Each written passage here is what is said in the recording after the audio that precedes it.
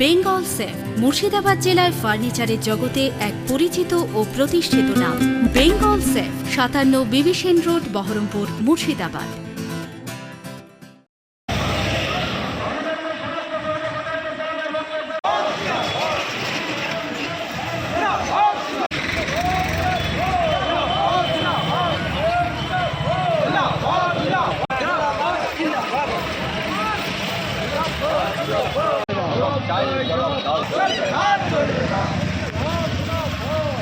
বাধ্য হয়েছে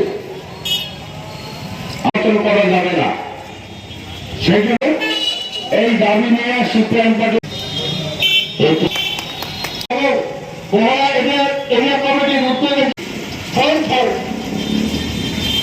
আমাদের গোটা পশ্চিম বাংলায় এসআইআর এর নাম করে যেভাবে বৈধ ভোটার তাদের লিস্টে নাম বাদ দেওয়া হচ্ছে, এই বাদ দেওয়া তারা 24 সালে ভোট দিয়েছে, 23 সালে ভোট দিয়েছে, যত ভোট হয়েছে, কিন্তু সেই সমস্ত বৈধ ভোটারদেরকে বাদ দেওয়া হয়েছে।